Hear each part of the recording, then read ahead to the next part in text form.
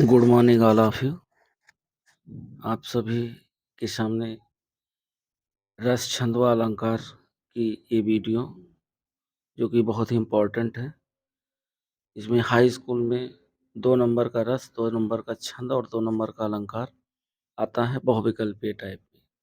और high school ही नहीं, intermediate वाले भी इसका लाभ ले सकते हैं, चूँकि इंटरमीडिएट में भी रस, छंद व अलंकार पूछे जाते हैं। इसके अलावा आप टीजीटी में भी रस, छंद, अलंकार पूछा जाता है, यूपीपी में भी पूछा जाता है और इसके ही साथ-साथ जो लोग टेट की तैयारी कर रहे हैं, उसमें भी रस, छंद व अलंकार बहुत ही महत्वपूर्ण टॉपिक है, जहाँ से क्वेश्चन हर वर्ष आते ही आते हैं। तो चलिए देर ना करते हुए वीडियो को शुरू करते हैं और वीडियो को एंड तक ज़रूर देखिएगा क्योंकि बहुत ही महत्वपूर्ण क्वेश्चन है। पहला क्वेश्चन है, रस के कितने अंग होते हैं? ए ऑप्शन है 4, बी ऑप्शन है 5, सी है 6 और डी है 7। तो रस के 4 अंग होते हैं। प्रश्न नंबर अगला है, काव्य शास्त्र के अनुसार रसों की संख्या सही संख्या है। ए है 8, बी है 9, सी है 10 और डी है 11। तो काव्य शास्त्र के अनुसार जो रस हैं, वो रसों की संख्या 9 है। ऑप्शन बी सही है। करुण रस का अस्थाई भाव ए शोक, बी रति, सी भव, भय और डी हास। अर्थात करुण रस का अस्थाई भाव होता है शोक। हे खग मृग हे मधुकर श्रेणी, तुम देखी सीता मृगनयनी में कौन सा रस है? ऑप्शन ए है श्रृंगार, बी है अद्भुत, सी है करुण और डी है इनमें से कोई नहीं। तो इसमें करुण रस की उत्पत्ति होती है। सी ऑप्शन सही है। 5 नंबर क्वेश्चन है, हंस हंस भजे देख दुल्ह दिगंबर को और पाहुने जे आवे हिमालय के उछाल में। किस प्रकार की अभिव्यक्ति हुई है? ए वीर रस, बी हास, सी शांत और डी भयानक। तो 5 नंबर का बी ऑप्शन सही है, हास रस। 6 नंबर क्वेश्चन है, किस रस को रसराज कहा जाता है? ए है हास रस, बी है श्रृंगार रस, सी है वीर रस और डी है शांत रस। तो रसराज कहा जाता है श्रृंगार रस। श्रृंगार रस 2 प्रकार के होते हैं, एक संयोग श्रृंगार, एक वियोग श्रृंगार। संयोग श्रृंगार वहाँ पर होता है जहाँ नायक नायिका के मिलन का वर्णन होता है और वियोग वहाँ होता है जहाँ नायक नायिका के विरह का वर्णन होता है। क्वेश्चन नंबर 7, मुनह मोह मन हाथ पराए और हंसै शंभुगन अत सच पाए। जदप सुनह मुन अटपट बानी, समुझ न परय बुद्ध भ्रम शानी। उपयुक्त पंक्ति में कौन सा रस है? ये है वीर रस, बी है शांत रस, सी है हास रस और डी है श्रृंगार रस। तो 7 का आपका सी सही है, हास रस। नेक्स्ट क्वेश्चन की तरफ चलते हैं। 8 नंबर क्वेश्चन है, राम को रूप निहाल जानकी, कंगन के नग में परछायो, यत सब यात सबय सुध भूल गई, कर टेक रही पलटारत नाही। उपयुक्त पंक्ति में कौन सा रस है? ये ऑप्शन है हास रस, बी है शांत रस, सी है श्रृंगार रस और डी है वीर रस। तो 8 का ऑप्शन आपका सी है श्रृंगार रस। सी ऑप्शन सही है, श्रृंगार रस। 9 नंबर क्वेश्चन है, तात तात हा तात पुकारी, परे भूम तल व्याकुल भारी, चलन न देखन पावो तो ही, तात न रामह सौपड़ भारी। उपयुक्त पंक्ति में कौन सा रस है? ये है वीर रस, बी है श्रृंगार रस, सी है करुण रस और डी है हास रस। 9 का ऑप्शन सी सही है, करुण रस। 10 नंबर क्वेश्चन है, बढ़ जाता है मान वीर का, रण में बल होने से, मूलवती होती सोने की, भस्म यथा सोने से।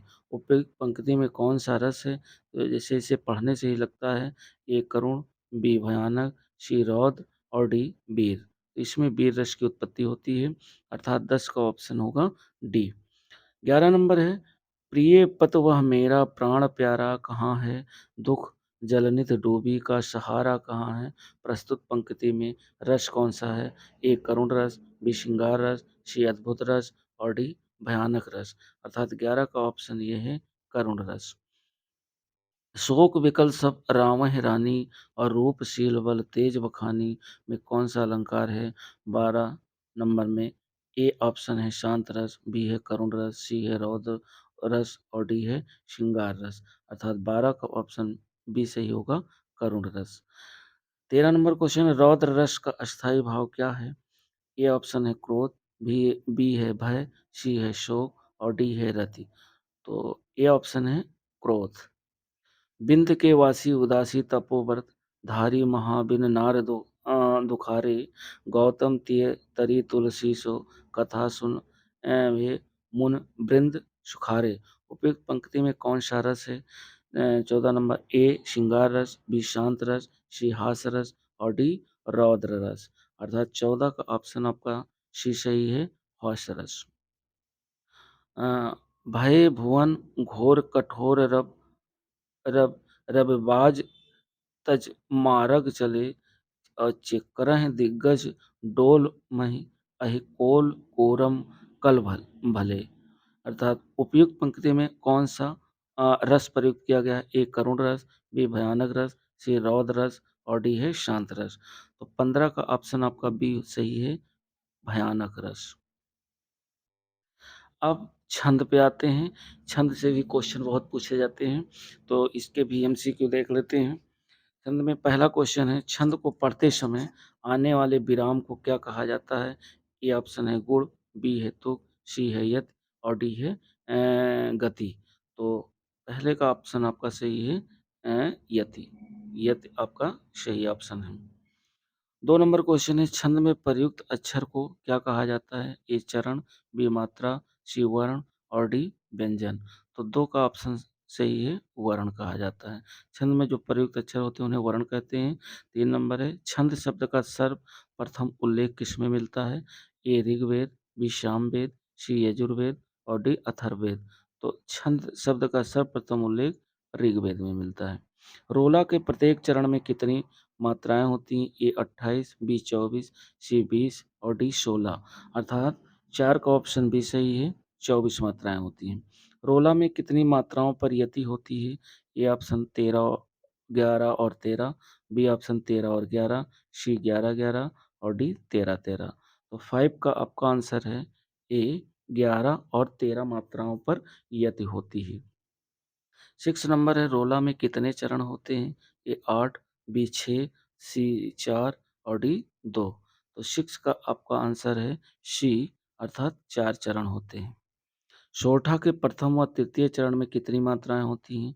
तो पहले और तीसरे चरण में 11-11 मात्राएँ होती हैं, अर्थात ऑप्शन यही सही है, 11-11। दूसरे और चौथे चरण में 13-13 मात्राएँ होती हैं। सोरठा को उलट देने से दोहा बन जाता है। एकदम सोरठा का उल्टा, दोहा का उल्टा सोरठा होता है, सोरठा का उल्टा दोहा होता है। सोरठा का दूसरे और चौथे चरण में कितने-कितने मात्राएँ होती हैं? तो इसमें होती हैं 13-13 मात्राएँ होती हैं। क्वेश्चन नंबर 9, छंद का शाब्दिक अर्थ क्या है? ए ऑप्शन है आभूषण, बी है चमत्कार और सी है बंधन और डी है चरण।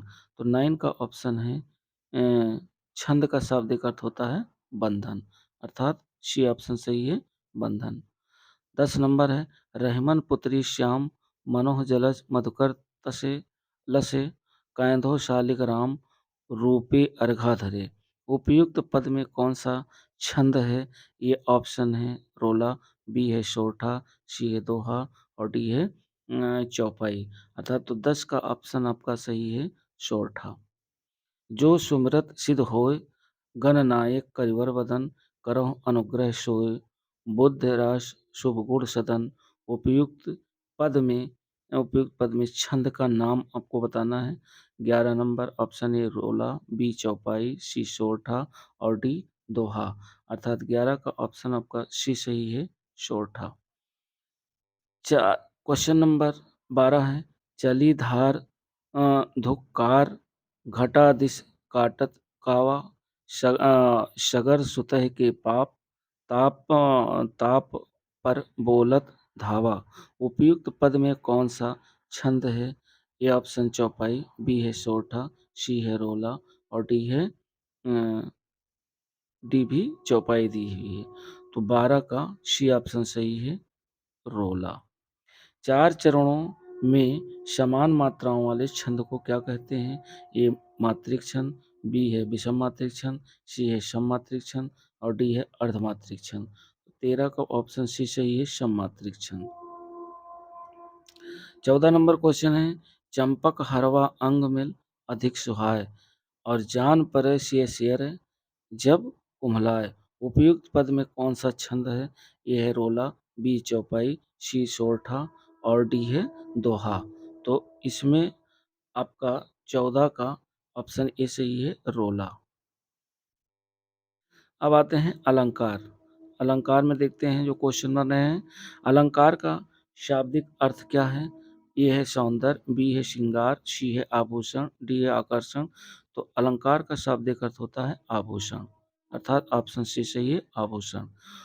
2 नंबर क्वेश्चन है, मुख मयंक सम मंज मनोहर प्रस्तुत पंक्ति में कौन सा अलंकार है? ए अनुप्रास अलंकार, बी रूपक अलंकार, सी उपमा अलंकार और डी उत्प्रेक्षा अलंकार। 2 का आपका ऑप्शन सही है, सी रूपक अलंकार। आहुत सो गिर चढ़ी चिता पर उठी ज्वाला सी में कौन सा अलंकार है? ए अनुप्रास, बी उपमा अलंकार, सी श्रेष्ठ अलंकार और डी रूपक अलंकार। 3 का ऑप्शन बी सही है, उपमा अलंकार। 4 नंबर क्वेश्चन है, पीपर पात सरिस मंडोला में कौन सा अलंकार है? ए श्लेष अलंकार, बी रूपक अलंकार, सी उत्प्रेक्षा अलंकार और डी उपमा अलंकार। 4 नंबर का ऑप्शन सही है, उपमा अलंकार। उपमा अलंकार क्यों है? क्योंकि पीपर पत्ते के समान जो है मन को डोलना बताया गया, यानी पीपर पत्ते से और मन की तुलना की उपमा की गई, इसलिए यहाँ उपमा अलंकार है। 5 नंबर है, चरण कमल बंदो हर राई में कौन सा अलंकार है? इससे पहले वीडियो में हमने बताया है कि चरण कमल में कौन सा अलंकार है। ए ऑप्शन है श्लेष, बी है अनुप्रास, सी है रूपक और डी है यमक। तो इसमें चरण कमल बंदो हर राई में सी ऑप्शन सही है, रूपक अलंकार है। हरिपद कोमल कमल से में कौन सा अलंकार है? ए रूपक अलंकार, बी उत्प्रेक्षा अलंकार, सी उपमा अलंकार, डी श्लेष अलंकार। 6 का ऑप्शन सी है सही है, उपमा अलंकार। उपमा अलंकार के कितने अंग होते हैं? ए 5, बी 3, सी 2 और डी 4। तो उपमा अलंकार के जो है 4 अंग होते हैं। 8 नंबर क्वेश्चन, जहाँ उपमेय में उपमान का निषेध रहित अभेद आरोप किया जाए वहाँ कौन सा अलंकार होता है? ए रूपक अलंकार, बी श्लेष अलंकार, सी उत्प्रेक्षा अलंकार और डी उपमा अलंकार। 8 नंबर का ऑप्शन सही है, ए रूपक अलंकार, जहाँ उपमेय में उपमान का निषेध रहित आरोप हो। 9 नंबर क्वेश्चन है, जहाँ उपमेय में उपमान की संभावना की जाए वहाँ कौन सा अलंकार होता है? ए अनुप्रास अलंकार, बी उपमा अलंकार, सॉरी उत्प्रेक्षा अलंकार, सी रूपक अलंकार और डी उपमा अलंकार। 9 नंबर का बी ऑप्शन सही है, उत्प्रेक्षा अलंकार। सोहत ओढ़े पीठ पट श्याम सलोने गात मनो नीलमण शैल पर आतो पर्यो प्रभात। इसमें कौन सा अलंकार है पूछ रहा है? ए उत्प्रेक्षा अलंकार, बी श्लेष अलंकार, सी रूपक अलंकार और डी उपमा अलंकार। तो 10 का ऑप्शन ये सही है, उत्प्रेक्षा अलंकार। नेक्स्ट क्वेश्चन 11 नंबर है, उदित उदयगिर मंच पर रघुवर वाल पतंग बिकसे संत सरोज सब हर्षे लोचन भृंग। उपयुक्त पंक्ति में कौन सा अलंकार? ए रूपक अलंकार, बी यमक अलंकार, सी उत्प्रेक्षा अलंकार और डी उपमा अलंकार। तो 11 का ऑप्शन ए सही है, रूपक अलंकार। अरुण अरुण सरोरुह कर चरण दृग्भंजन मुखचंद। उपयुक्त पंक्ति में कौन सा अलंकार है? ए अनुप्रास अलंकार, बी उपमा अलंकार, सी रूपक अलंकार और डी उत्प्रेक्षा अलंकार। 12 का ऑप्शन सी सही है, रूपक अलंकार। चितवन चितवन चारु भ्रिकुटी वर बांकी तिलक तिलक रेख शोभा जनु चाकी।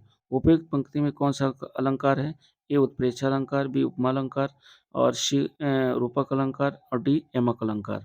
तो 13 नंबर का ऑप्शन ए सही है, उत्प्रेक्षा अलंकार। मुनि पद कमल बंद दो भ्राता प्रस्तुत पंक्ति में कौन सा अलंकार है? ए उपमा अलंकार, बी रूपक अलंकार, सी अनुप्रास अलंकार, डी श्लेष अलंकार। 14 का ऑप्शन बी सही है, रूपक अलंकार।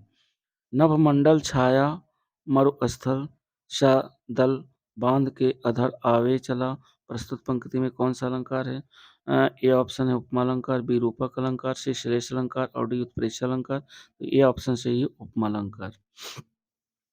दोस्तों वीडियो अच्छी लगे तो लाइक, शेयर और सब्सक्राइब ज़रूर करिएगा, क्योंकि ये वीडियो उन एस्पायरेंट्स के लिए भी है जो कॉम्पिटिशन की तैयारी कर रहे हैं, चाहे वो पेट हो, चाहे वो टेट हो, चाहे वो इंटरमीडिएट हो या हाई स्कूल हो या यूपीपी हो, सभी के लिए वीडियो बहुत इम्पोर्टेंट है।